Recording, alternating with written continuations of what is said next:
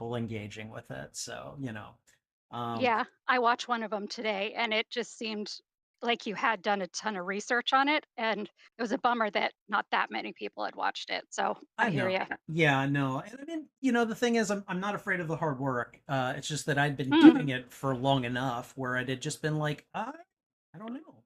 I just don't know if I don't know if it's worth continuing doing it because I was doing it weekly and it's just kind of like a day in, uh, day out thing. And it's like, I just don't know if I can continue to sustain this if I'm not getting people, interested. Streaming, however, yeah. is a completely different, and we're live, by the way. So, hey, everyone. Mhm. Um, We and, we gotta get the algorithm working in your favor. I'm sorry. We gotta get the algorithm working in your favor. Yeah, and that's definitely easier said than done. So, especially when you're starting off small. I've always been terrible at promoting things. I think I maybe went onto my Facebook to promote this, and was just like, "Hey, any and all Andor fans, come on out and join us." So, we'll see, but like I think if I can get a better handle on how to properly promote things, I'll probably do a little bit better, but in the meantime, we just got to rely on my shining personality. So, anyways, let me go ahead and do the proper intro here. So, hey everyone, Spidey Librarian here, and as you know, if you clicked on the thumbnail, you're pretty sure I know why you're here. We're gonna be talking about season 1 of Star Wars Andor. Now, I have finally completed an act of God, and I finally finished season 1 of Andor. And for those of you that don't already know the story, it is somewhat infamous, I would say, possibly even shameful. But we'll talk a little bit more about that as we get underway. Now, I am joined in this discussion by two very special guests, one of whom is the person who induced me to watch Star Wars Andor. That would be Ms. KG right here. And Kay, how are you doing? Welcome. How are you doing, Kay? All right. And you're welcome, by the way. I'm I'm sorry. I'm sorry. I'm having a little bit of a hard time hearing you. You're coming in a bit fuzzy, so I might ask you to repeat things. So if Okay. if I do, please don't take offense. I'm sorry. That's all So, right. but I was what no. have what have you been up to lately? What have you been watching lately? I connect to people through media, so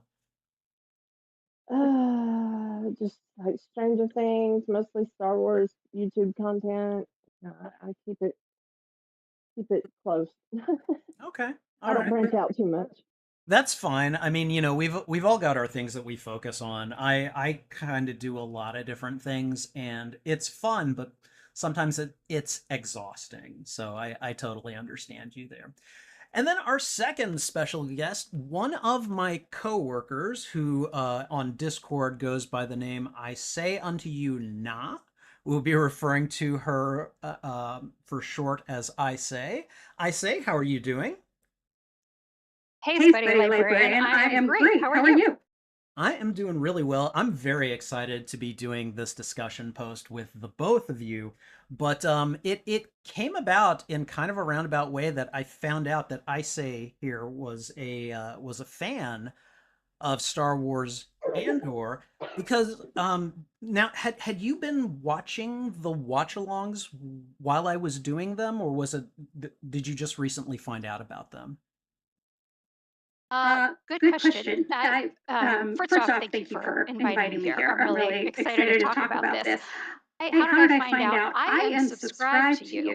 So So I I don't don't think think you had you had mentioned mentioned it it to to me. me. I I just just saw saw it it coming coming through through my my feed feed on on YouTube. YouTube.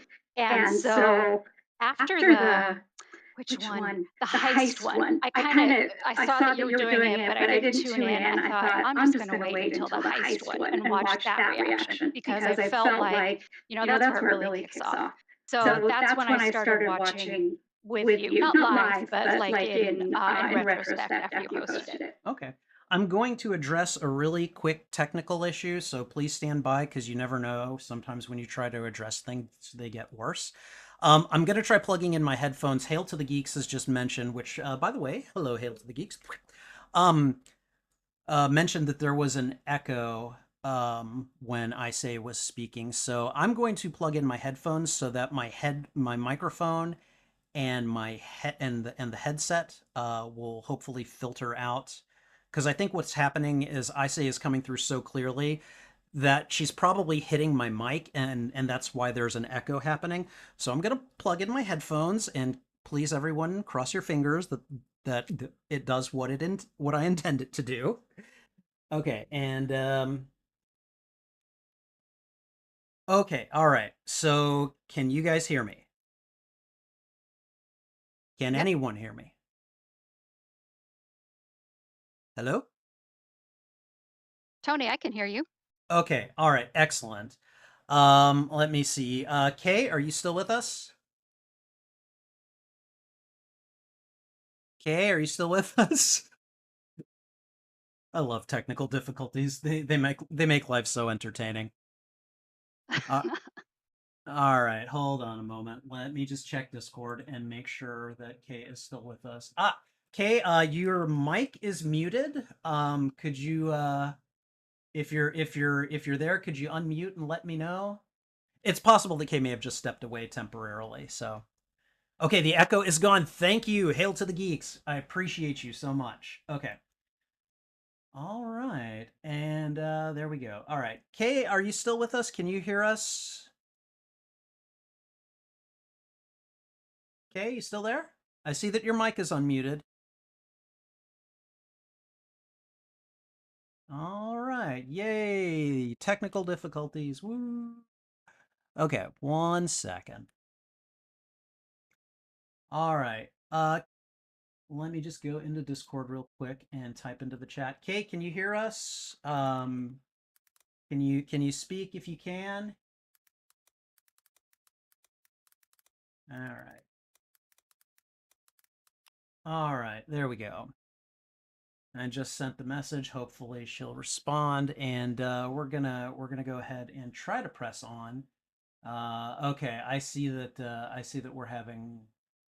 we may be having technical issues on Kay's end. So, Kay, just kind of come on back. Let us know when you are back. I'll check Discord every so often to see what's going on, and we're gonna more or less just try to press on. But if you can get back in, please do.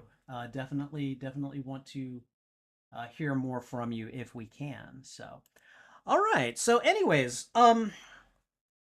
so I say, you had mentioned that you started to like I hadn't mentioned it to you. You kind of started listening, or did you watch the streams like after I had recorded them, kind of thing, and then that's how when I finally came to you, you were like, oh yes, I've been watching them. I was really surprised when you told me that. By the way, Really? Yeah, can you hear me? yes, I I can was hear messing you. with something. You Yes. can? Okay, cool. Uh, yeah, so I saw that you had started at the beginning, and I thought, you know, we can talk about it later if you want, but we all kind of know that the beginning was exciting, but not as exciting as like halfway through. So I just decided to start watching when uh, um, for the heist. When we got to that video, because to me, that's when you first, or when I first went, holy, can we swear? You know what? Go ahead. Okay. Holy shit. Yeah. This is really something. Um and so had a couple mind-blowing moments in there. So I wanted to see what you thought of all of that. And you agreed. As, So then I finished watching all the others. I didn't watch them live because I just can't seem to get on a schedule. But I will tell you Fair. that I watched all of these with you like a complete psychopath. I didn't have the video on. I haven't gotten back into Disney Plus yet. Like I'm saving my money until Agatha, whatever Agatha's program is called. So I was just being cheap.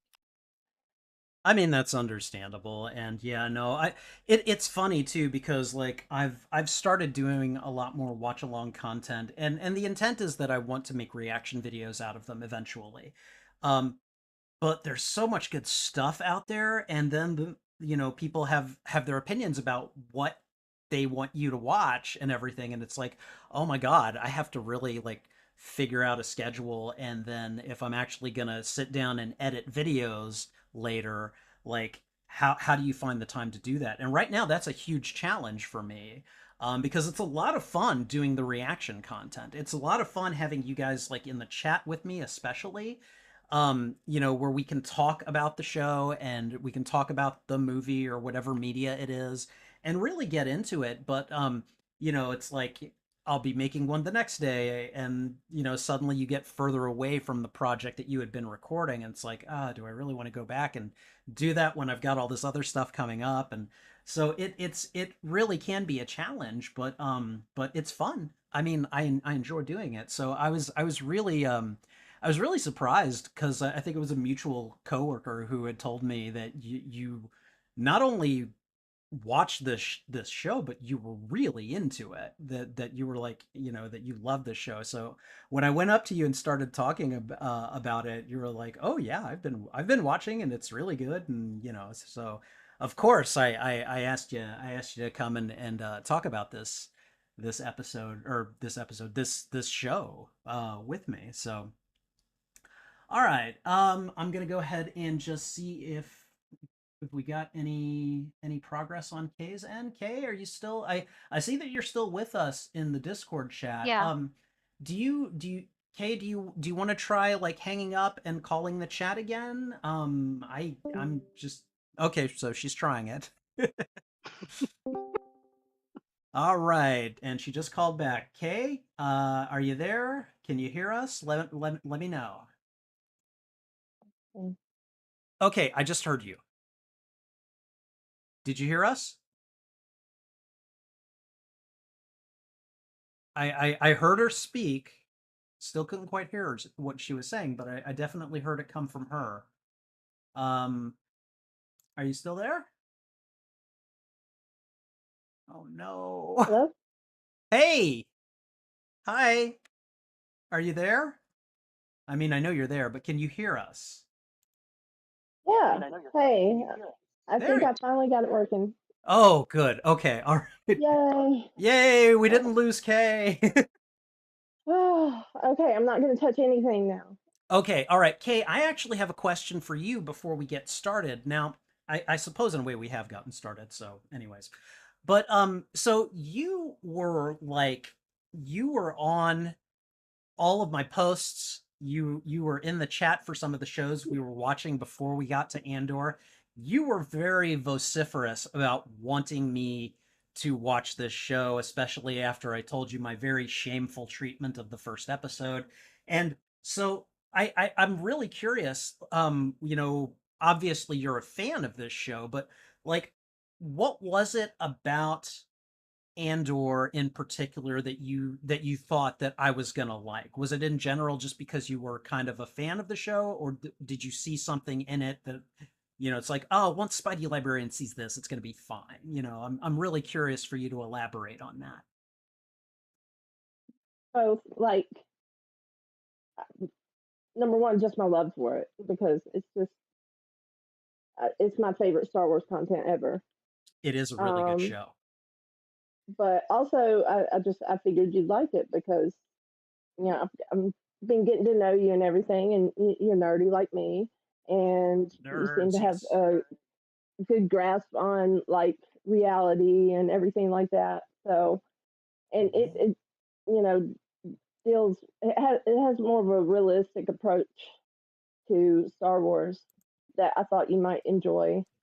I So, mean, and I definitely um, cannot wait to kind of get into that a little bit more as we start discussing the season proper. I think it's going to be I think it's going to be a lot of, hopefully we'll have a lot of different sound bites from all of us, because you never know, I may go in and edit this discussion into a video at some point in the future too. We'll see. Don't worry, both of you. I will try. I will try to my best to make everything you say look intelligent and cogent and all of that. So, um, Okay, good. yeah. Let me see. So I guess to get started, I'm just going to kind of recap my own initial treatment of this show. So, for those of you that do not already know, um, I I originally watched the first episode of Andor with my fiance, and it was kind of one of those like date night things. We were kind of both exhausted. We were kind of eating while we watched it and poking our phones. And so like during that first episode, I really wasn't paying that much attention. And when it ended, we kind of looked at each other and were like, "Do we want to continue this?" And she was kind of like, I could do without it. It was kind of slow." And I kind of felt the same way.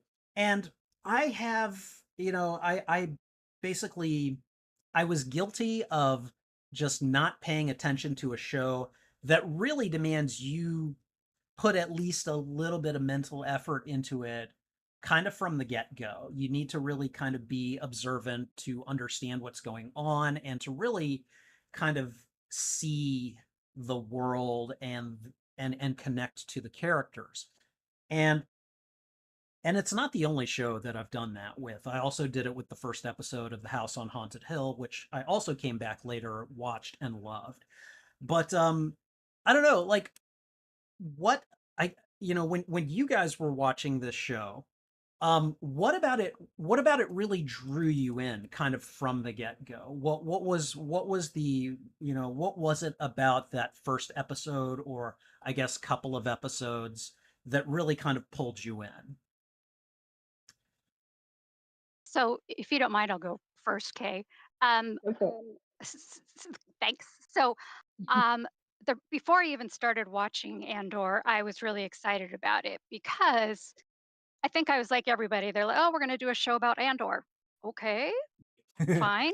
But then a little more information came out, and sort of the long line was this is going to be an explanation slash exploration of how Andor becomes what is shown as in the movie, which is like super slick, uh, maybe not slick, but really self-confident spy with just no second thoughts, able to act immediately and able to make hard decisions. So I love spy stories. I love them. I love reading, especially the old spy stories. But I just love, double crossing and who's good and who's bad. So once I heard that it was sort of an explanation of how he got to where he was, I was thrilled because that's always at the back of my mind when I'm reading spy stories is how Uh-huh. did you get here?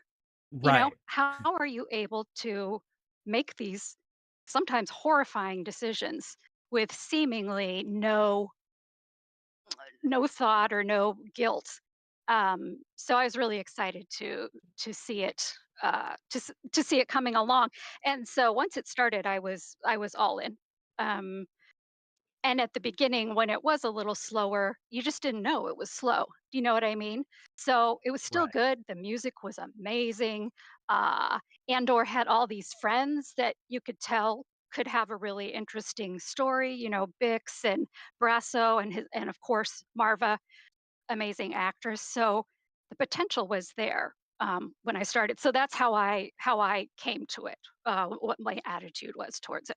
So the premise really kind of had already pulled you in, and it was more like, okay, all right, let's keep our eyes peeled to see how this premise develops, right?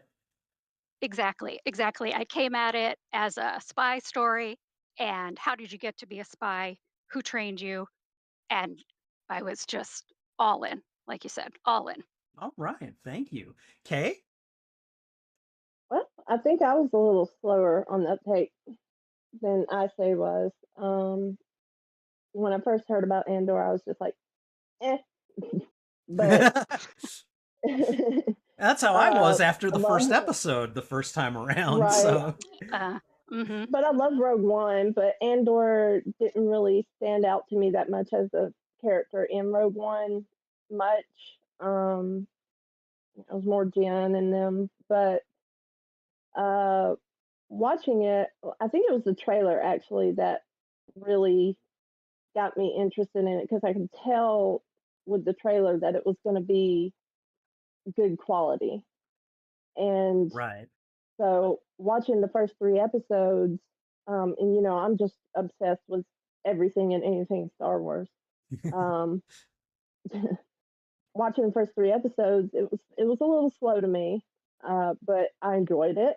And as each episode went on, I just enjoyed it more and more. And by the time we got to like episode 6, I was 110% all in.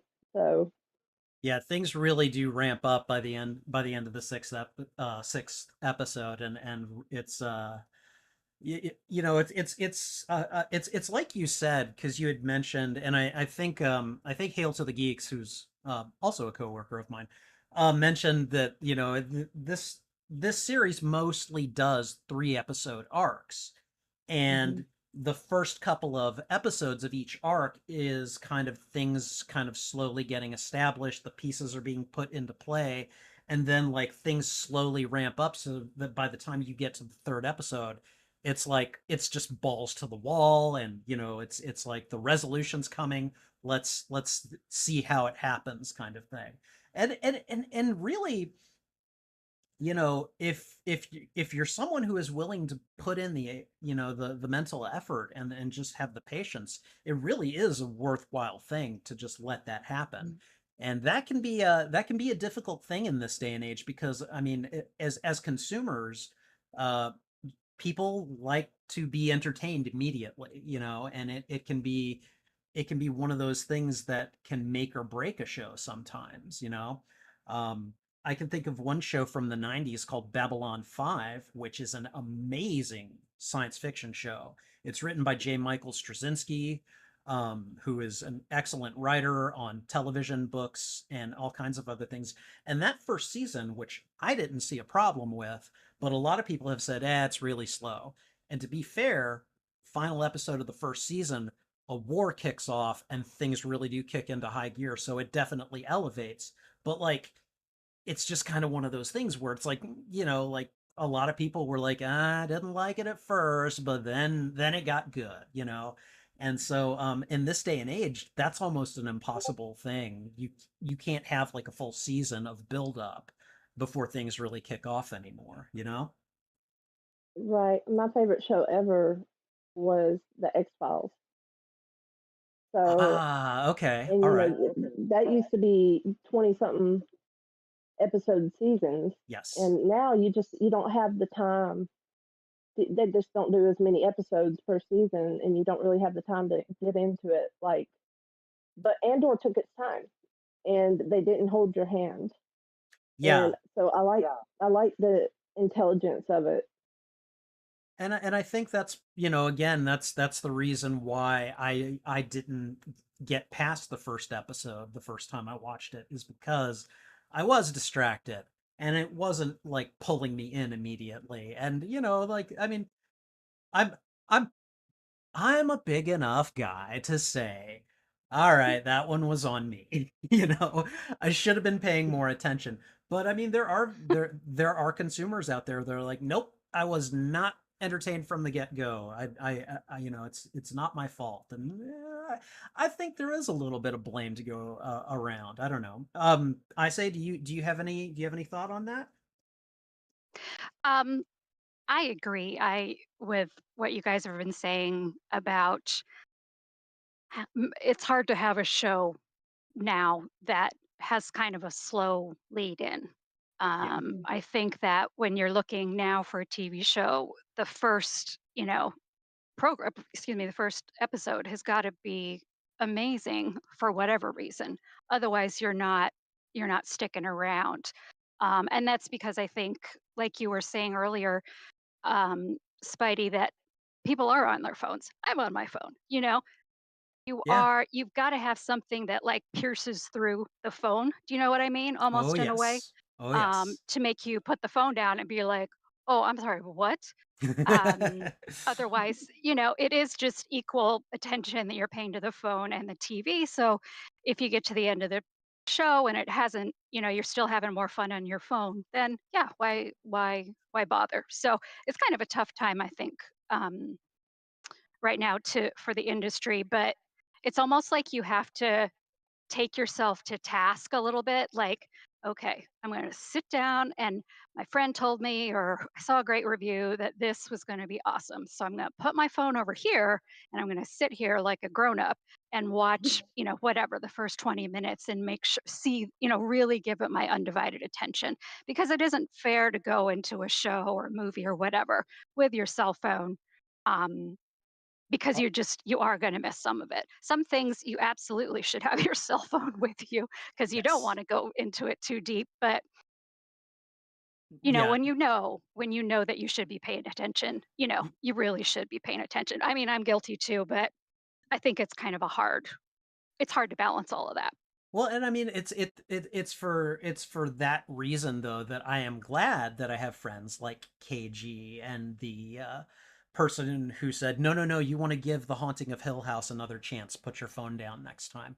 Like because I mean, like, I don't know if either of you are into horror content, but The Haunting of Hill House is one of the best horror shows I've ever seen. And it's kind of one of those that rewards you if you're not looking at your phone. There are just so many little details to pick up, and I feel that Mm, Andor is in many ways kind of the same. In that you're rewarded by seeing a whole lot more of the nuance that goes into the formation or the infancy of the Rebel Alliance or what will agree. become the Rebel Mhm. Alliance. And Yeah, it's agree. stuff that's really easy to miss if you're distracted by, Puzzle Quest or, whatever text messages on your phone. So, um, but I'd like to ask the both of you, what would you say is like what would you say is kind of the overriding theme for season one of Andor? Like I know that we're gonna get a second season. And I was really happy to hear that. I was also like, well, when is it coming? When can I watch it? But like there's usually some kind of a message that the showrunner or the director or the writers or whoever is in charge they're trying to express. It can be on a per episode basis. It can be on a per season basis. Some of the real good ones can do it concurrently. What would you say is either the major theme or at least a major theme in season one of Andor that really stuck with you? To me, it's still, it's the core of Star Wars is good versus bad, and it still has that. It's still about that, and Cassian is just like a conduit of to the rise of the rebellion, and but it has that nuance too of He's very like all the bad interesting. things. Yeah, all the bad things that had to happen to accelerate the birth of the rebellion, Hmm. especially with Lucen. I mean, with Yeah, with he does Cassian, the dirty deeds necessary. So yeah, with Cassian, you like at first when you meet him, it's like this guy's gonna be like one of the ride or dies for the rebellion. Like really, he didn't care, he did not care, and it took a whole lot of eye opening. So I can definitely understand that, and I mean, yeah, the show definitely is trying to show how he goes from this person to like I've got to get that message out about the Death Star, even if it costs me my life. So that journey, of course, is going to be very important to watch. So yeah, no, I, mhm. I definitely agree with you there. I say, Okay. Okay, go ahead. oh yeah, go ahead. I'm sorry, I didn't realize you had more. Go for it. Theme. Okay, are you still there? Maybe I'll just go ahead. Okay. If she comes back in, I'll mute myself, of course. So the reason I came in is because I wanted to see Andor's journey for sure, which is what you guys were just talking about. Absolutely. Um, but Andor's journey feeds into, I think, the main premise, at least of this season, and I would guess next season, Mm. because the movie's about it too, is fighting fascism.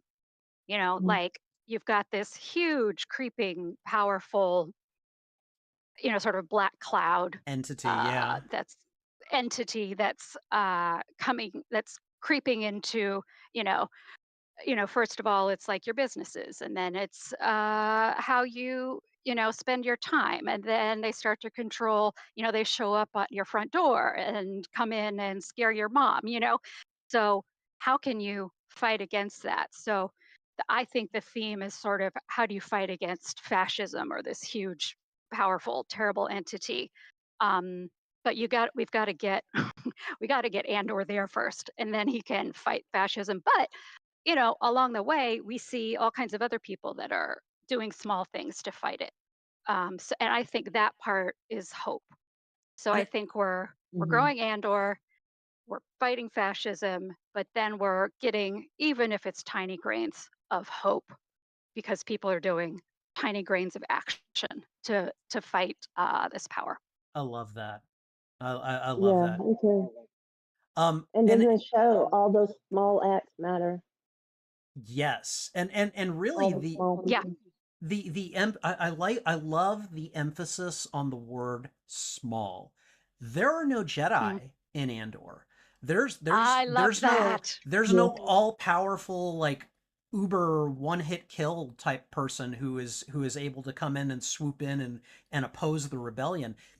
Andor is very much about how the little guy, the little person Hmm. is slowly kind of crushed under heel of this larger fascistic military power that just wants to control everything about their lives.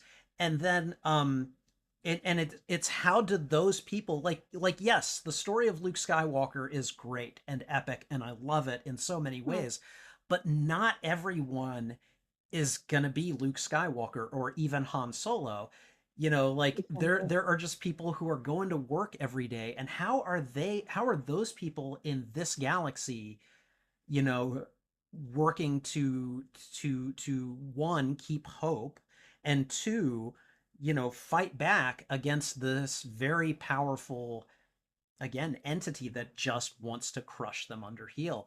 And I think this show just captures that beautifully in a way that you don't see that very often in speculative fiction, like not to this degree of I feel realism and frankly just beauty, um like Right. I like how long it took Cassian to actually get on board with the yes. Mm. rebellion because at first, he's self interested. He only Now cares about himself, but he keeps getting faced with the question over and over again: Are you going to lay down and take it, or are you going to do something about it? yeah, no, So, and eventually he's just like, yeah, you know what, I'm tired of this. So um I also I believe I say earlier had mentioned the character of Marva, and Ah. I so I when I talk about this show being beautiful, one of the things that I think it does really well is it captures the beauty of some relationships, and I really feel like Marva's relationship to Cassian was truly one of the most beautiful things about this season. I mean, one, um, talk about your found family. I mean, she literally found him, scooped him up, and took him off planet. But I mean, Mm. like their bond in the adjoining time is very real, and Fiona Shaw and Diego Luna do. I mean, they do like a heartbreaking job of showing how genuine it is. I think I'm pretty sure Kay was present when I was watching. What was it, Kay? Was it episode 7 It was where 7 yet. he tells her, I've got money. We can go anywhere we want. Come on." And she's like, Mhm. "I I can't go with you. I'm gonna stay for the rebellion." And just like just the heartbreak right there, where it's very plainly a son's love for his mother and a mother's love for her son, and them basically laying out why he he's not going to be able to take care of her for at least a little while. And like that entire scene, that might have been the first time that I actually shed tears during the show, was that scene, because Fiona Shaw, I mean, you don't really see that much of Marva. You see her like in a couple of episodes, and then they split. But like, she does an amazing job of just you know understating how much she loves uh Cassian, and how Mhm. Cassian obviously returns those feelings. I mean, like, he's like, "Mom, I've got," he didn't have to do that. He could have taken the money and run, and I mean that in more than one way. Um, but he goes back for his mom. He wants to see Bix before he goes, and like, just that fact that no, we can't be together. Like, oh, it tore me apart. But it was also one of the most beautiful things that I had seen in this show. I don't know. I mean, what did you guys think of that relationship? Well, that I loved it. scene, yeah, Go ahead, Kay. that scene made me cry the first time too, because it just very simply described love for me in Yeah, general. And he says, "I'll be worried about you all the time," and she says, "That's just love." And it's so simply put, and but it was profound and beautiful, and it was just so well done. yeah, yeah. I say, Yeah, I have to agree. I think God, I'm tearing up about it now. I think Marva is she's my favorite character um, in the whole program, because I think she's, yeah, it's about Andor, but how did Andor get to be where he is? right, Hmm. right, and And I mean, it came from who, Marva. yeah, Yeah, who influenced him? Yeah, no, yeah, absolutely. exactly, exactly. Absolutely. Yeah. It's really funny too, because I know, like, if we've all seen the show, spoilers. But anyways, so when Marva dies, um like, for one, I was a little shocked because it was just all off screen. Like, Yeah. she's just, they they just say, "Yeah, no, she's dead, she's passed." And so that was one reason I was upset about that. And then two, there was B2's reaction, which, oh my god. Oh God. I don't I don't think I've ever loved a droid quite as much as I love B2. Like, he's like Samwise from Lord of the Rings. He's just so loyal. That old song. Um but I was not expecting to see Marva's like hologram come up in that was the final episode, right? I think it was, or Yeah. Yeah. just Yeah. the one before. Anyways, so someone told me this, I think, during the stream, but apparently when she says "fight the Empire," apparently she used a different word that began with F, and Her. Disney changed it. And Yep. I don't know how true that is, but I want it to be true so much that I'm basically making that my headcanon, that Fiona Shaw dropped an F bomb, basically. And that Disney was like, "Yeah, no, we're changing that." But it was interesting to see that entire scene, especially in in the essence of her very steadfast opposition to the Empire. And now that she's dead, she's like, "You know what? Screw it. I'm gonna Mhm. go ahead and rile people up." Like, Oh, there are so many moments in this show that just make me go, yeah, let's go fight. There's lots of sad stuff, but there's lots of stuff that really kind of gets you pumped, and that's definitely one of those scenes. Um, are there Just that any? little grain of hope. Yes, yeah, exactly, exactly. Mm, Would you guys like hmm to comment on that scene or any of the other ones that just kind of made you go, all right, let's rise up, you know? Uh, You know which so, other one I'm thinking about. so about that scene, I obviously the funeral loved it. Marva, and just has just been in retrospect, but um, yeah. So one of the I'll come back to that. So one Okay. of the scenes that maybe shocked me, but also got me really going, like, let's get him, is at the end of the, I keep referring to it, it must be my favorite. After the heist is over Mhm. and Nemec is being operated on, and Mm. the Andor and what's his name? Bad guy? Oh, Can't remember. Clem? Steve? Skeeve, Scene. yeah, Skeen. Skis? Yeah, so they're sitting there, yeah, they're sitting there outside the house, and Skeen starts to explain his, like, sneaky Yes. plan about he's gonna take all the money, Yes. and, that's what he was doing Yes. all this time. But I got a ship, and maybe you wanna come and take 30%, whatever. I know a planet. Horseshit. What a jerk. Yeah. He went through all of this with them, Teasing. and so I'm getting, I'm of course, I can't believe it. Like, I hate those kind of betrayals where they've, Yeah. portrayed in fiction where, they were with you all along and they cheered for you and they whatever, sat around the fire with you, and then they were all along they were gonna just screw you over.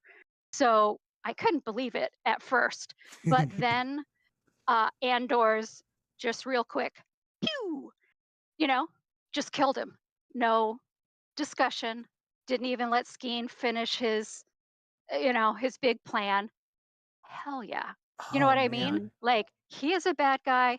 We're not we're not dealing with it. That's ridiculous. I'm not giving you any more time to tell me your ridiculous story. And I'm not dealing with the empire any more times because my eyes are open and I can see what's happening. So that probably makes it easier for him to make, and probably Luthen, harder decisions because their eyes are completely open, just like they were with Skeen during that while Nemec was having his hopeless operation.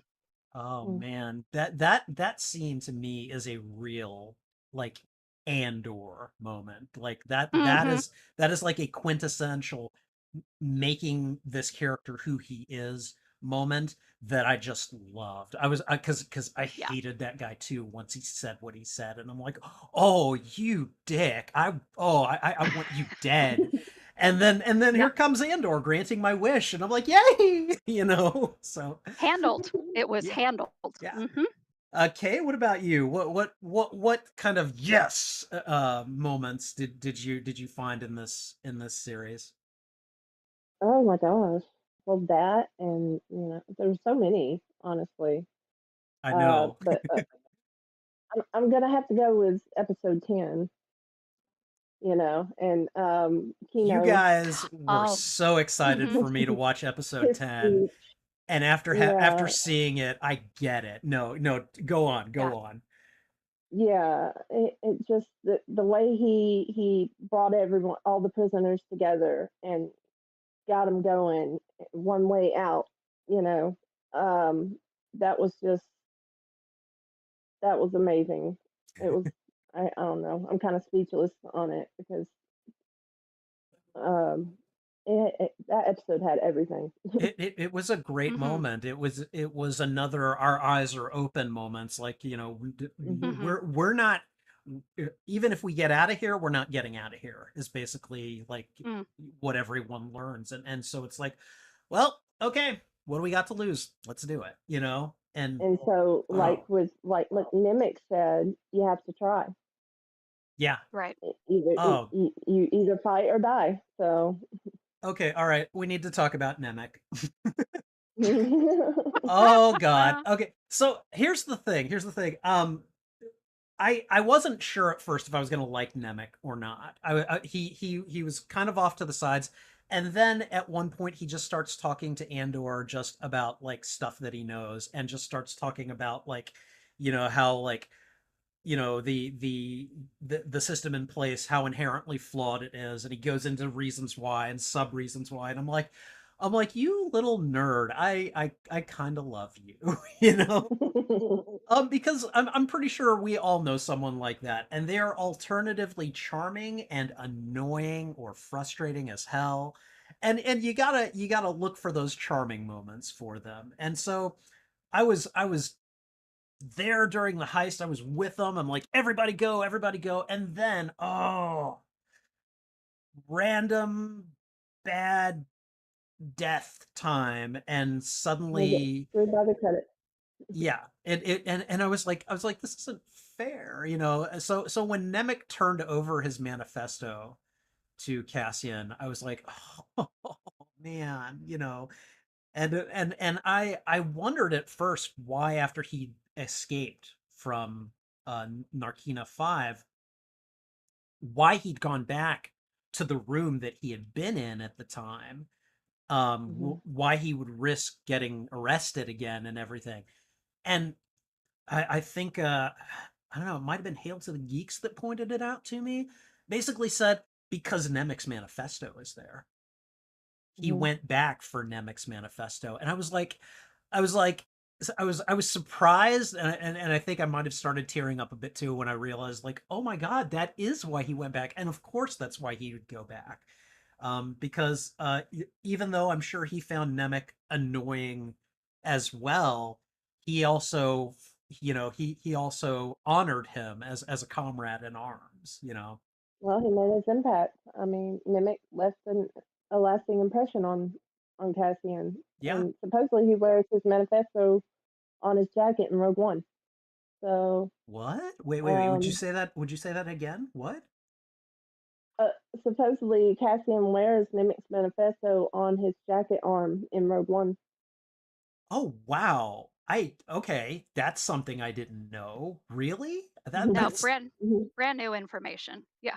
Oh wow. That just adds a whole nother degree, another whole nother layer of complexity to it. So, I love it. I love it. God, I love this show so much. But it just goes to show you how those small acts become so important because of you know, how it impacts people.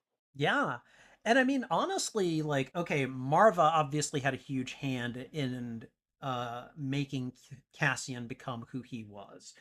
Um, Nemec definitely had his own influence on who Cassian becomes. Who else would you Mhm. say has a really kind of like outsized influence on Cassian during this season, like helping him become who he is? Holy cow, what a question. Nicely done. Wow. Thank you. Who else? I mean, yeah. They all do in some way, I think. Right? Oh Yeah. yeah. Brasso? Luthen, yeah, Because he's Brasso. a yeah, Oh oh God, man. Luthen. Yeah. Maybe that's the one. The Yeah. one is Luthen. Okay, I definitely want to talk about Luthen, but let's talk a little bit about Brasso Heck first. yeah. So Oh, first off, damn good friend. Damn good yeah. friend. That is someone you always want in your corner. And Ride or die. he's Hmm. not only ride or die, he had a really good head on his shoulders and was able Hmm. to make himself effective in several very difficult and pivotal situations. And so, like again, yes, you definitely want a ride or die in your corner, but you want a ride or die who can think on their feet, and that's exactly what Brasso did several times. He was also just so damn compassionate to B2, and Hmm. and Hmm. oh, like it was like, oh, I didn't think I could love this man anymore, but here it is. Right. Hail to the Geeks put broso in the chat, which yes, that applies. And then KG just put in the she just put in a name that I gave him when he did what he did against the Empire in the I think it was the final episode. I was like, forget Brasso. His Oh name is goodness. Brass Balls now because because what he did, you know. Um, he uh Absolutely. he totally threw down when he needed to in a way that was very effective. And I don't know, I don't really feel like you see much of Brasso in this show, but what you do see is very memorable. And yes, he definitely has Mhm. an outsized influence on um, who Andor becomes because he's one of those people that Andor is fighting for, you know?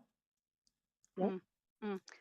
If I can also say too, part of being a ride or die, and he does it in the first episode, is calling your best friend out on their shit. You know what I mean? Yes. Like, what are you? Is Yes. this really the choice that we're making this evening? Is is this really how we're gonna, talk with our mother or leave it, with our mother? Is this really what you're doing? So He's that's what you honest. need in a best friend too, Oh yeah, is Mhm. somebody absolutely. obviously supports, ride or die, nimble in their feet and in their mind, but also, come on, are you kidding me? They need to call you out. And if I can say something about the actor, I was like so intrigued by him from the beginning. I went and looked him up. He's done nothing. His Really? Really? IMDb is blank. Yes. He's Wow. like Yeah. I'm just Brasso. Yeah. Yeah. I love It's that. really he's come from, I think, somewhere in Eastern Europe, I think. Uh-huh. Don't quote me on that. And he just kind of, I don't know what he was doing there, but now he's in this show. So I've kind of been keeping an eye to see if he gets something else. It'll be interesting. But yes, to come from apparently nothing to this kind of character is crazy. That Well, he is bought it. wow. All the little things that we're learning about this show that I'm learning from you guys. I love it. I love it so much. So, but Mm. yeah, let's go back and talk about Luthen, aka the Oh. Sithiest non-Sith character that I have seen in a Star Wars show so far. Um, I'm not convinced that if Luthen had the power of the Force that he would be able to use it for good, because that is a dude who is Mhm. very clearly battling some demons. He has a very clear idea of what he wants, and he is willing Mhm. to sacrifice. What did he put? How did he put it? Like his very peace of mind, Everything? just to get it. Yeah, yeah, and it's really interesting because at first he's just this person that Bix calls in and everything, and then you learn that he's involved with the rebellion, and then it's like, dude, this guy is involved with the rebellion. He in many ways is at least the start of what becomes the rebellion. And He's he father is of the rebellion, yeah. yeah, he is fascinating. What did you guys think of this character? Oh, Wilson's amazing. He's without him, there may not be much of a rebellion. I Yeah, mean, he's the because one that he's an accelerationist, yeah, you know. he's the one that tells Mon Mothma, yeah, you think you're in too deep? Trust me. You're in Because deeper than you think. Yeah. if it had been up to Mon Mothma, though, it probably wouldn't have happened because she didn't want to do anything harsh. You know, she didn't want to Right. do any of the dirty deeds necessary Right. to really stoke the rebellion and stoke the fire and get it going. So um, she wanted a rebellion, but she didn't, she couldn't bring herself to do what was necessary She to couldn't bring really get herself it going. to put in the amount of work that would have been needed. Yeah, no, I get what you're saying. Absolutely. I say? Yeah, I completely agree. Because I think your point, Kay, about Mon Mothma was she wasn't trying to keep her hands clean, but she just didn't have the personality or the wherewithal to make terrible, Exactly. hard decisions. But Hmm. Luthen does. And so it seems like he's been making all the horrible, hard decisions. Because I think when he goes out to see Saw, that guy, I don't know much about him. All I've seen is him in the movie and in this, but to me, he's like a space cadet. And so I don't think Saw is particularly making like sorry if I don't know enough info. I don't think he's making a lot of like terribly hard decisions either. Uh, so we've got just poor old Luthen apparently on his own, making all these decisions. And in a way, I'm glad that Andor's coming on his sort of apprentice or whatever, Yeah. because I think Andor possibly will be the new Luthen, maybe with slightly more like heart, but you got to get the job done. Somebody's got to do it, and right now it's Luthen. And he Yeah. sees the big picture. Luthen Yes. has the big picture in mind whenever he's making a Ah, decision. Yeah. uh-huh. So No, he does. I mean, that's why he decides we're gonna sacrifice Krieger, you know. And Yeah. mhm. I don't think we ever meet Krieger. Um, so to us, he's just an off-screen character. But like Luthen may have known this person, may have dined with this person, may have visited him in his home and everything. And he's like, I calculate that we have more to gain if we lose Krieger at this point. That's a horrific decision to make. I mean, it really is. And Yeah. so the fact that he's making it, so when Lonnie, right, I think Lonnie is the one that asks him what is it that you give up, that's when Uh-huh. he Yeah. says, like I I gave up everything. That speech that he gave, I wouldn't call that a rousing speech, but it was definitely a sit down mofo speech, basically, like you do not know what you're talking about here, like you signed on for this. I'm just seeing you through kind of thing. So no. So Mhm. if I could jump in on that sort of Hmm. moment when Yeah. Luthen's like, I've lost everything or I've given everything. That to me is brings me back to Marva and Andor. This Mm. sort of like, and then we see it with other groups too, like the relationships that you're losing or damaging or having to leave behind because, like making a choice, like it's safer if I go, or I'm doing the hard thing and staying for the rebellion. I have in my brain some sort of like un unorganized thesis about relationships and how they're affected during this kind of rebellion. Because obviously, everything is horrible. You're going to Oh lose yeah. someone. So, Oh where yeah. do you, like, how do you balance all this? So, Luthen, at least it looks like right now, who knows what'll happen in the second season, has dropped everything, dropped everyone. Did he have anyone to begin with? I don't know. But to me, it looks like everybody's gone. So how would can Andor do that? Does he have to do that? Can he keep his friends? Hopefully, if they stay alive. Um, but go ahead, Kate. Yeah, I'm not. I don't have that all organized in my head. But so you go ahead. Oh, yeah. I was just laughing about if they stay alive. I don't have high hopes for them, And unfortunately. I mean that, Yeah, yeah, I we've know. we've got a whole nother season to possibly lose them, like, yeah, like, I mean, I hope I'm wrong. I would love to be wrong, but rebellions are forged in fire, and that's just Knowing the it's a history with Rogue possibility. One and how everyone died, Hmm. and Uh huh. even Hmm. the first season of Andor, that look doesn't look pretty. But Yeah. we can hope. We can hope. I Yeah. mean, fingers crossed. Hmm. Hmm. um, Maybe they just get really injured and go off to live on Niamos for the rest of their lives. I don't know. I mean, I Yes, mean, please. I mean, poor Bix, um, Mhm. like one, okay, so first of all, that guy who gave up Andor, the guy she was seeing, Tim with two M's, I think. Yes. Okay, so one, I kept visually getting him confused with Brasso, which was really frustrating, um, Mhm. because they do look similar to me at least.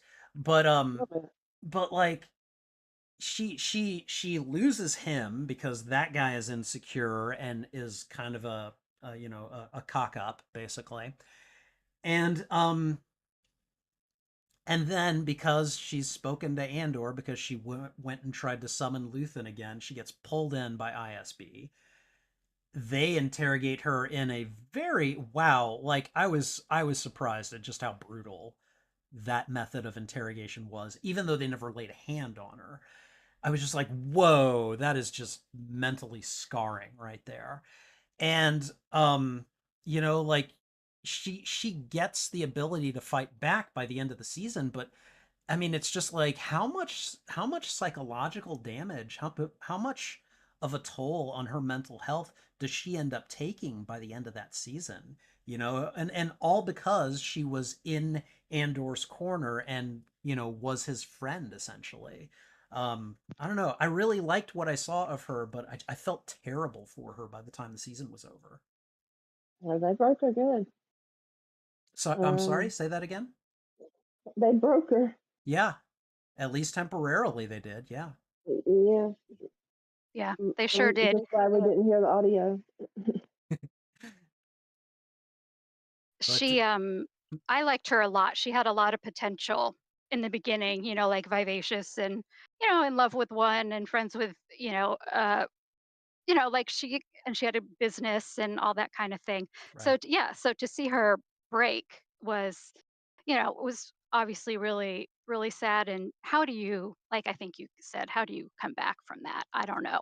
It'll be interesting to see her if they feature her in the second season. Like, are we going to be watching a recovery? Is she going to stay like she, just sort of however, traumatized, like you said, Right. Spidey.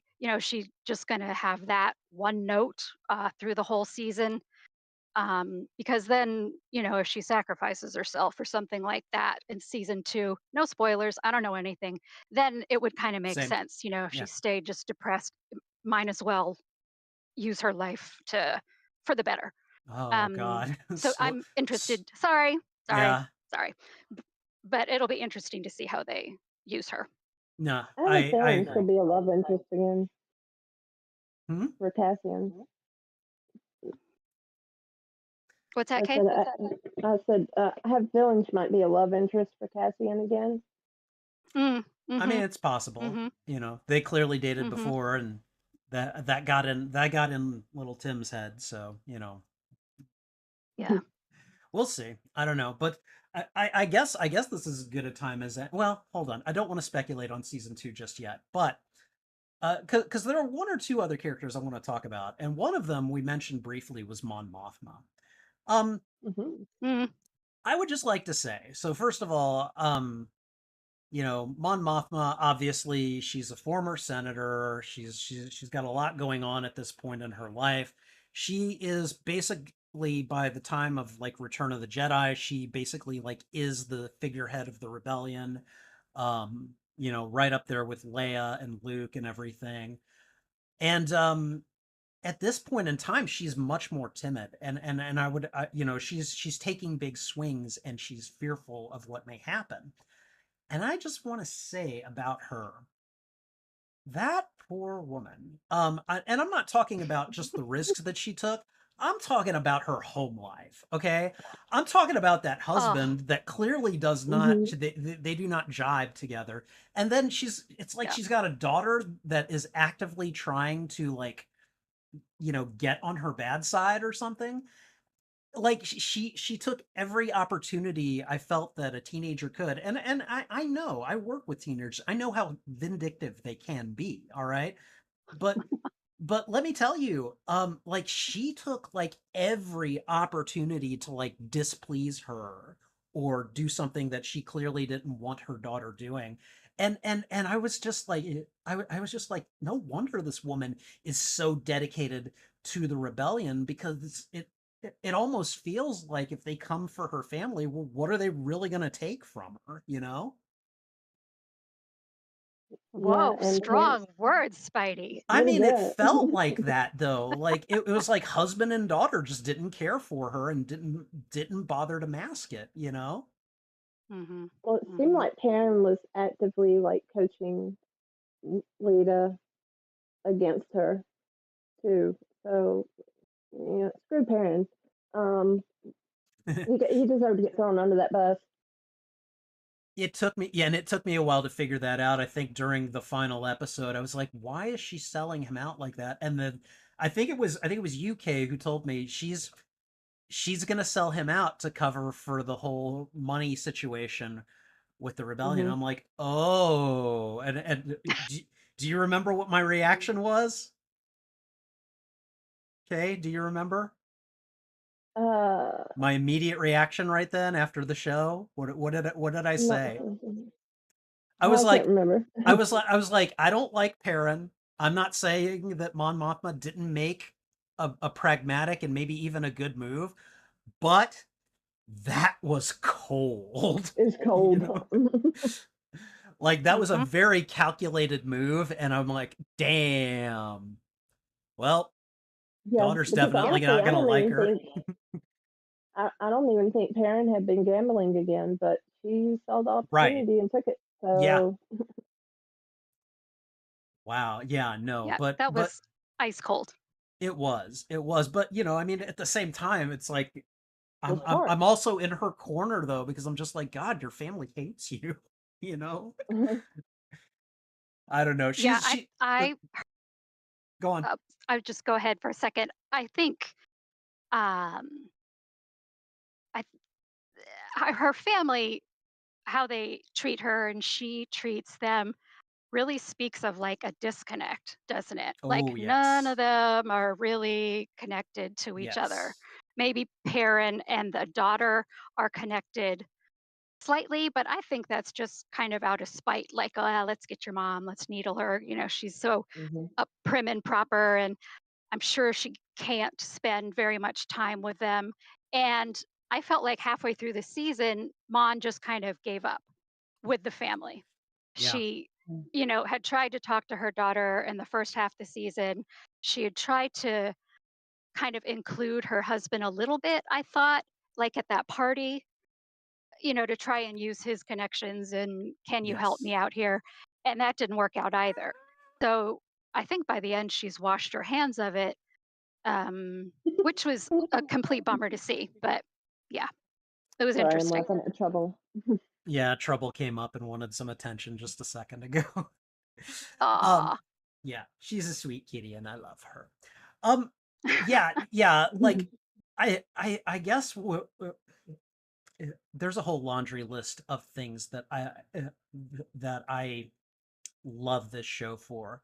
And a really kind of one of the big ones for me is it really complexifies Mon Mothma's character.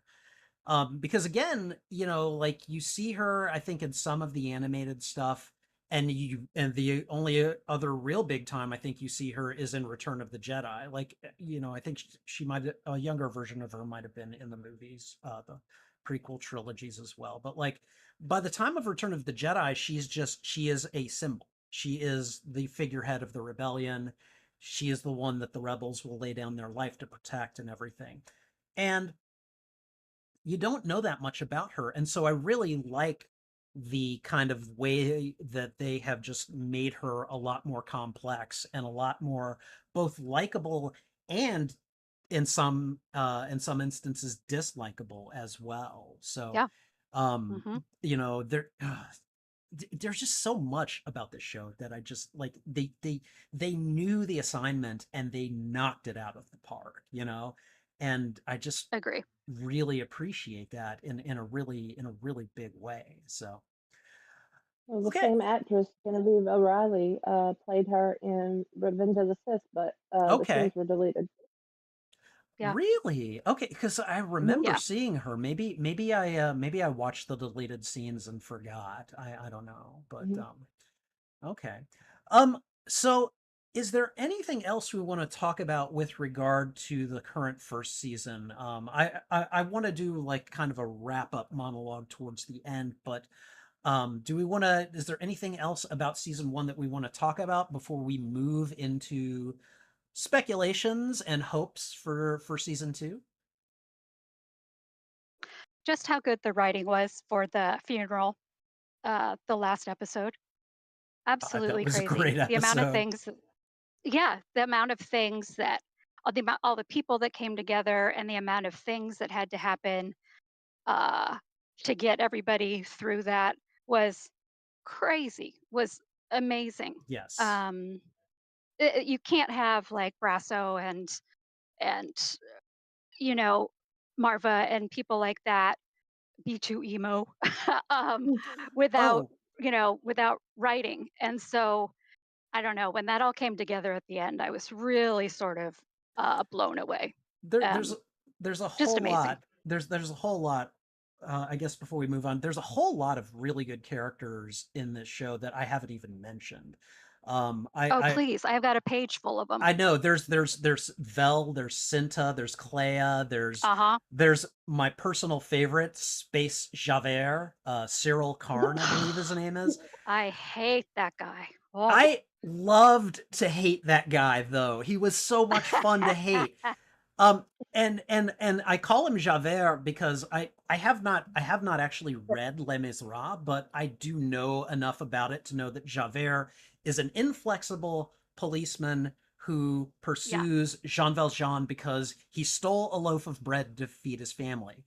And to And Javert, he's it was like, obsessed. nope, the crime is theft. I must pursue it. And he is obsessed with Javert or with Valjean. And so, like, I know enough to when Cyril Karn started doing his thing, I'm like, ah, Javert, and so You nailed it. Yeah. I kept calling him Space Javert throughout the whole show. But yes, you're right. He was fun to hate because I really thought he was down for a long time, and then by the very end of the season, it's like, oh, he's going to be back in a big way. At least I think he will be, and I'm going to go ahead and just say that's Yeah. one of my speculations for season two. Yeah, I'm thinking him and Deidre might be a fascist power couple. Saved her life. Yeah. Yeah. Fascist power couple. Stop Mhm. that. I mean, yeah, it's, but yeah, no, Dedra Miro is another character. Hell, what was his name? Partagaz? That guy was a What a good good one. character. He was like Grand Moff Tarkin almost. I really uh, so much good A stuff in damn this good show. leader. Yeah. So much good stuff. What are our hopes and speculations for season two of Andor? What do we think's going to happen? What do we want to happen? When is Disney going to give us season two? Like what do we want to talk about here? Do we think Well, that B2 is going to end up as the droid? The one that, K2, yeah, is that his name? I can't remember the name in the movie. K2SO. Hmm. K2SO. Do we think that's going to be like a personality transfer, or do we think that's they're two separate ones? Oh, wait. Oh no. Are you talking about the security droid that Alan Tudyk voices Yeah, in Rogue One? Ooh. yeah. Is that is that the little red guy? I He don't know. is supposed to be in season two. I don't So know, but now that you've put that thought in me, I'm like, I don't it's a know. popular Yeah, I don't know. theory. I mean, I haven't really read any theories, but damn, I like where it's going. I do like where it's But Hmm. I going. don't know if I don't know if their personalities are quite the same though. Agree. Hail Agree. to the He'd have to have a Yeah. real turnaround. hail to the geeks. Just put in the chat. B2 isn't enough of an ass. Yeah, K2 was definitely sassy. Yeah, you make a good point. You make a good point, but you K2 brought know, the sass. it'll be good enough for me if B2 is just alive and makes it through season two. And happy. You know, Yeah. Hmm. Yeah. yes, please Yeah. give the loyal hound dog droid, some form of happy ending. Give him a nice Yes, retirement please. or something. That would be great. I would Y- like him to hook up with the little kid with with the curly hair who threw the bomb. I feel if Cat. he and B2 Emo or whatever the hell his name is, uh, can like go off into the sunset with like some kind of like pseudo mom and dad, that would that would make me happy. yeah. With Brasso. Yeah, right. Let's Oh, have nice. Brasso and Bix. And That's Bix. fine. Yeah. Yeah. Yes, No, Yep, I like it. fine. I'm all for it. Yeah, that's fine. I I Um, I definitely prefer that. Draven is asking in the chat. He's asking if I liked the character of Saw Gerrera. Um, Mm, it a couple of things surprised me about Saw in this season. So one, it was just surprising to see Forrest Whitaker on the small screen. I'm like, oh, hi, Mm, I know mhm. you. Um, I did, and I do remember him from Rogue One, and then his character Saw appears fairly substantially in a lot of the animated media as well. And so you learn a lot more about him during that. And he is definitely a loose cannon. He is the type of person who is fighting his own war against the Empire. And he kind of becomes loosely affiliated with the rebellion, but like it's very much a I will only ally with you if it benefits me kind of thing. Like you know, right, if we're going to work right. together, we're going to do it my way. And so the little bits of Saw that we got during this season, they were very much in character with the character that I have come to know both from Forrest Whitaker's portrayal in Rogue One and from what I've learned of him in Star Wars: The Clone Wars, and also I don't remember if he was in Rebels, but I know he was in the Bad Batch, and so like you know it's very consistent, and I do like Saw. I definitely think he's got a few screws loose and that he needs to be like if you enter into a deal with him, you better make sure you have a strong upper hand because he will try to take it from you and he's very good Mhm. at doing that kind of thing. So yeah, that's just a very quick like this is what I thought of Saw as we saw him in Andor, but like I say you haven't seen like the animated Star Wars media, have you? No, I am a Okay. terrible person. I love Star No, Wars no, no, so that's much, fine.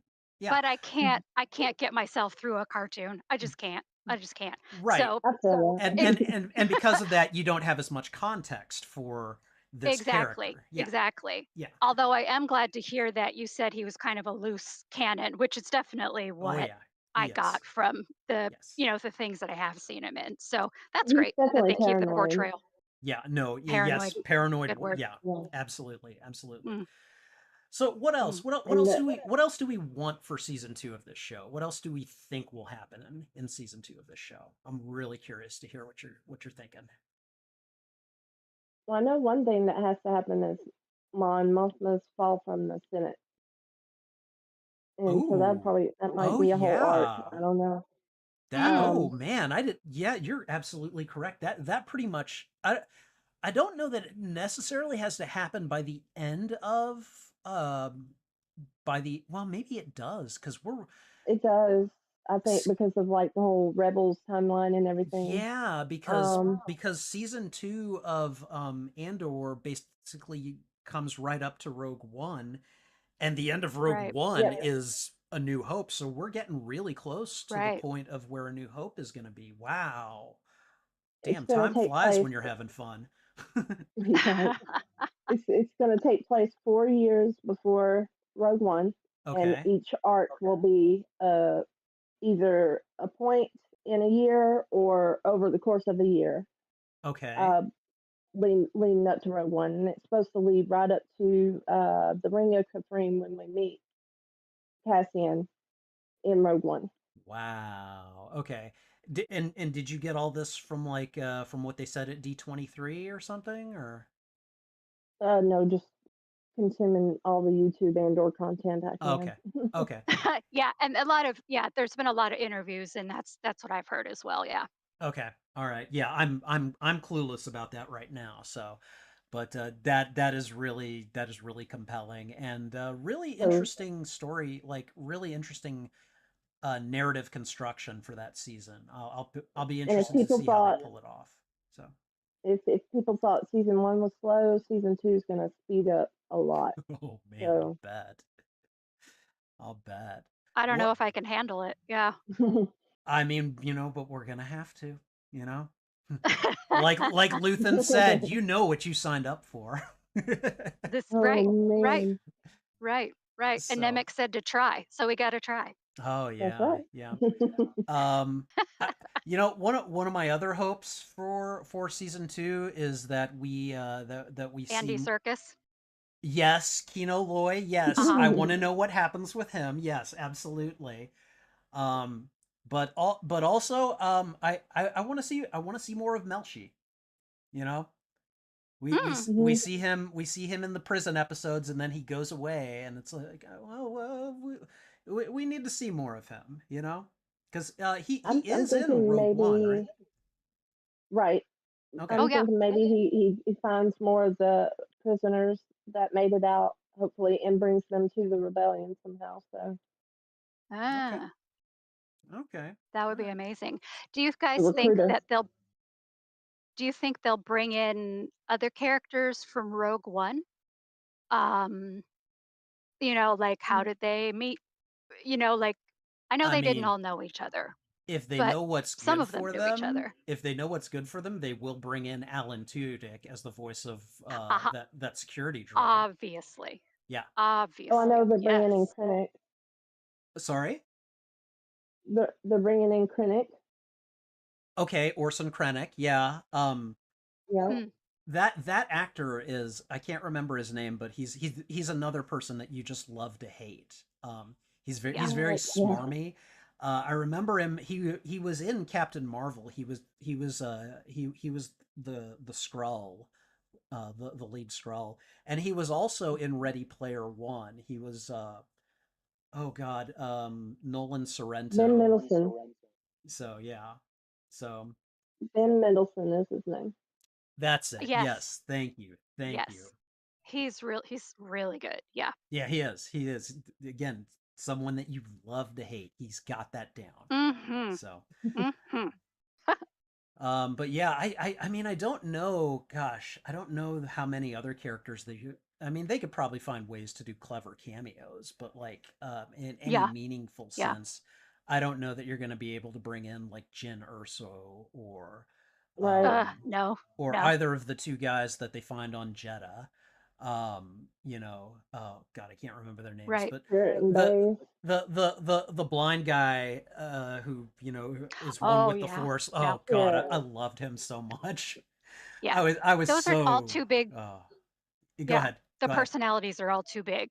Right? Yeah, Like Jen Urso's too big and they're too big. I don't think they could fit in now that you pointed this out. They could fit into what we already have laid out without pushing, I think, important points out of the way. yeah. I Maybe Bodhi and maybe Galen. Mm. oh okay, yeah. Her father. Yeah. Yeah, okay. But I love that actor too. Yeah. yeah. Was that Mads Mikkelsen? Is Yeah. that Hmm. who? Yeah. Okay. Yeah. That would be nice. That you can bring him Mm. back. Yeah. Do you know that his Jen at this point is AWOL though. yeah. Do you know that his brother is the one that plays Thrawn in Ahsoka? No. Yeah. Hmm. Really? He and his brother also voiced Cool. Thrawn in the animated Star Wars Rebels. So Yes, that I did know that those so were the same people, but I yeah. didn't know that was his brother. Yeah. Cool. Yeah. And Thrawn, as he was introduced by Timothy Zahn in the Heir to the Empire novels, is quite possibly my favorite Star Wars villain of all time. Unfortunately, in Rebels, and I would also argue in Ahsoka, they make this Thrawn a lot less intelligent than the Thrawn who is in Timothy Zahn's original novels. And so he's still pretty cool, but he's not like I'd probably choose Vader over this iteration of Thrawn. I'm sorry to say. So I think they got to add to his character. I think I'm hoping Ahsoka season 2 will kind of add a lot of depth to his character because Thrawn is super duper smart, and he is. that wasn't really showcased in the first season of It, Ahsoka very much. yeah, So no, it really wasn't. But yeah, I definitely and I know we're on a bit of a tangent here, but like that is a character that I identified with in a very big way when I first read him. I think chapter one of that novel is 15 pages long, and it's all about Thrawn. And by the time Mm, that intro was done, I was like, "This is my new favorite villain because he's just so damn smart." And mhm. like this guy, like the actor is fine. The actor is doing a fine job, but I just feel like they have not written him as well as the original author could have written him. Right, it was So the writing, yeah. yeah. So okay, all And right. to touch, if I can touch on something Draven said, hopefully we see Chirrut in life. Ah, That would we be can. awesome. I would Oh love man, to, but I don't know how they would tie it in I because love he was that character so much too. His completely new. Yeah, his sacrifice in Rogue One in particular is just like one of those things that I could feel myself tearing up as he started chanting. I was like, "Oh Hmm. God, it's about to happen." So, no, great character, and really kind of a new type of character. I feel, um, like he is force sensitive, but like in a way that not your typical Jedi is force sensitive. Um, it's like the force speaks to him like when it needs to, kind of thing. He's like force attuned, but he's not force sensitive necessarily. And I really like that. I really like that there are there are steps and there are nuances to these types of things. There's Well, not just being force sensitive and not. I don't know. he was a guardian of the wills Yeah, on Jeddah. yeah, that's right. He was. So, Yeah. all right. Do we have any final hopes or speculations for season two of Andor? Anything else? Anything we haven't discussed? Hmm. Bring the I Kleenex. would like go Good. ahead, Kay. I just said bring the Kleenex. Bring the Kleenex. Yes. Mhm. Yeah, no kidding. I have a prediction, which is Okay. that um, the end is going to mirror Marva's funeral. That they're going to send him on, he'll go off to Rogue One, but Mm-hmm. then the show will, catch up with him or his corpse. Sorry, everyone. At the end, and Mm-hmm. he'll be brought back to Ferrex, and he'll have the same kind of like speech like Marva did. Oh, I would love wow. that. Oh, dude, I want Uh, that. yeah, It's a Disney, hit large me up. room. Hmm. Yeah, Yeah, go for the sentimental. I don't care. I'm here absolutely. for it. Let's do it. I I've Like the I have all post-credit scene. I have already cried during several of my watch along streams, including during Andor several different times. So you've already broken me. Come on, let's just keep on going with it. All right, people can watch me ugly cry. I don't care. Let them. Um, there was recently an episode of Spider-Man the animated series that I watched. And I was doing a watch along stream to it, and because I had read the comic that the story was based on, I knew what was going to happen. But there's a point at the end where this kid asks Spider-Man to unmask for her, and it's hard not to get emotional just thinking about it. Um, I knew that the reason that they were going to ask it is because they said, "I'll keep your secret for the rest of my life."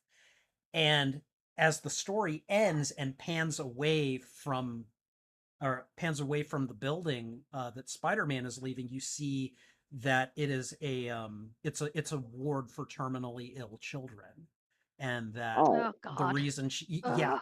And the thing is, I knew that was coming, and so when she asks him that and says that, I had to stop myself, like I couldn't hold it in, kind of thing. Ugh. So yeah, if you ever want to go find me ugly cry, go look for that episode. All right, like literally, it's on my Spider-Man playlist, but you got to go find it. Um, but yeah, no, like and this is I don't know, this is kind of the essence of these kinds of programs, this kind of media, we get attached to this stuff. We grow to love these characters. We grow to connect with them and relate with them, even though they're not actually real. You have no idea how disappointed I was when I found out the Force wasn't actually real. But and don't even get me started on finding out that Spider-Man wasn't real. But basically, you know, these stories are kind of our modern day mythology, and so, you know, Mhm. this I don't know, this connection is kind of what it's all about. It's really like finding not only a bit of escapism, but a bit of truth within the lie that Yeah. fiction tends to Yes. be. Yeah. How closely is art imitating life? And depending on how political you want to get, some of the stuff can be Thank you. terrifyingly close to life, Mhm. so be careful what you wish for, I guess, is kind of what I'm getting at. So do you guys have anything that you want to say about Andor and this first season in general? I'm gonna let the two of you speak, and then I'm gonna go ahead and close things out for this discussion. Well, touching on what you just said, that's one of the reasons why I love Andor so much. Not just because it's got phenomenal acting, writing, everything in it is just phenomenal, but it's relatable. Mm. And so much of Star Wars is just it's fantasy or it's soap opera set in space, and you can relate to it, but Andor really brings in that realism and focuses on the small guy and the It impact does. that those small acts have, and that relatableness to me is just is why I love it. That is very Yeah. well said. That is very well said, Kay. I'll build off of that is, the relatable and the small guy. And we mentioned it earlier in our conversation. There's no lightsabers. There's no, Mhm. if the force is around, nobody's really accessing it. It's just, you know, regular people doing regular stuff. And so it's nice to see, obviously everybody loves a lightsaber and an exciting battle between two Jedi. But, you know, there's also how did those people get there? Who are they standing on the backs of? They are standing Mhm. on the backs of hundreds of thousands of people that were all depicted in Andor. So it's nice to see that portrayal. Yeah.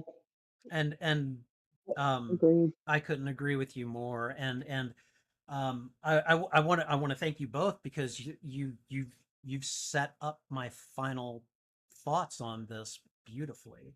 um I think probably I feel that the key strength of this show, of Andor, at least in season one, um is it comes down to one word, and then I'm gonna have to explain it a little bit, but uh, it- diversity, diversity, Mm, and the reason I say diversity is because I I do remember hearing from some people that this isn't their Star Wars. This isn't Star Wars. This is something else, basically. And I feel Mhm. like those people, when they think Star Wars, they think the Force and Jedi and lightsabers and probably a dude at the center of everything, as opposed to a woman, or heaven forbid, someone else. But what Andor really does is, aside from having a diversity of different types of characters in it, I really think it kind of diversifies the Star Wars galaxy by expanding it, by showing us that there are not only people who exist in this world that do not have access to the Force, or a lightsaber, or a Beskar suit, or this or that, or whatever it is that may give someone like a physical edge in a fight. It Mhm. shows us that there are people on many different hundreds of thousands of millions of billions of worlds who are all struggling with the same empire. And I mean, it even does things in a very subtle way. In a very subtle way, it explains why why there are people in the Star Wars universe, for example, or who, for example, speak with a Hispanic accent. You know, like they actually do that in the first couple of episodes, like when he says he's looking for someone, you know, from this planet, and the madam in the brothel that he's at is like, well, maybe I can convince you to, you know, talk to this person from this planet. They've got those big brown eyes that you're looking for. You know, like that's a very, at least I interpreted it as a very subtle nod to being like, this is why, you know, there are people who are black in this universe, people who speak in a particular way that, you know, you may not have in mind, especially if you are a white creator like George Lucas was, when he made this show, like why someone might speak this way and it be very reminiscent of something on Earth. Well, they made up a fictitious planet, you know. Um, and really I feel like by doing that they've done a real service to this galaxy just by expanding it and showing how monumentally large it is and really playing with the nuances that make it so realistic. And for that alone, I love this show. It does so many other things fantastically, beautifully, and I love it. But I think all in all, I think for me that's probably the big one because it's not just diversity of characters. It's diversity to the types of characters that you can put in, the types of planets you can have, and then just like World building. yeah, and then the diversity of a story without without the Force being like a major background player in it, you know? Um yeah, I don't know. I love this show so much and I cannot wait for season 2. That's true. Because like in the galaxy, it's like most people don't even know about the Force. That is So supposed to be correct. Yes. That is supposed to be um, correct. and you know these people and this life and it's always existed, but Star Wars has never showcased it like this series has. So Oh, that's a very good point, and it's kind of like I love too how it actually shows just how evil the Empire can be. oh man, And episode 7 was just crazy. They just went like with the nuts. repression of the Aldani people, Yeah. that was a very good example. Oh. All right. Okay. Yeah, I think you're right. You're spot on, Tony. That was beautifully said. Bravo. Thank you. Thank you. All right. Well, I want to go ahead and just wrap this up. I want to say thank you to Kay, who was a driving force in getting me to kind of nail it down and watch this show again finally. And Yay! and I also want to thank Isay for agreeing to come out here and share her love for this show with us on fairly short notice, I might add. I was like, oh wow, another one of my coworkers likes this show. Let's see if we can bring her on, and she's very happy to do it. So thank you very much for that. A genuine pleasure. Thank you so much for inviting me, Spidey. Right. Well, I think that pretty much wraps up this discussion. Guys, thank you for being here. Thank you to those of you who were in chat contributing your thoughts. I appreciate it. If you enjoyed this discussion, please go ahead and thwip the like button. It really helps me out. If you haven't already, consider subscribing. And if you haven't subscribed already, I wouldn't be able to see your messages in the chat anyways, because you have to be subscribed in order to chat. But I do want to see more people not only being here, but also talking in the chat. So this has been a wonderful, wonderful discussion. Um, and yeah, I think we're about done here. So thanks again to everyone for watching and being here. I will be continuing to do watch alongs on Tuesday. The plan at this point is to do one episode a week for a while, and I think next week I'm gonna start watching The Boys. Maybe, I don't know yet. It's still up in the air, but that's the hope. And if not, we'll find something else to watch. But I also do these discussions on, or I do watch alongs also on Fridays. I'm currently working through season 3 of Spider Man, the animated series from the 1990s. So feel free to show up for that. And then once that one is done, I can definitely confirm we're going to do another, uh, we're going to do a season 3 discussion of Spider Man. And then after that, we're going to move into season 2 of Gendy Tartakovsky's Primal. And I can tell you that that show will go into October, which is going to be very relevant because I'm intending to do scary media for most of October. So, um, yes, you guys will get to see me freak out. So, but in any case, thank you guys for watching. Take care. This is Spidey Librarian and Kay and I say. And until my next stream or upload, I'll be wishing you a good day. Okay, I say, do you want to say bye? Bye, guys. And thanks for indulging me, buddy, You're welcome. and watching the show. And thanks for inviting me on. Absolutely. Bye, everybody. Toodles.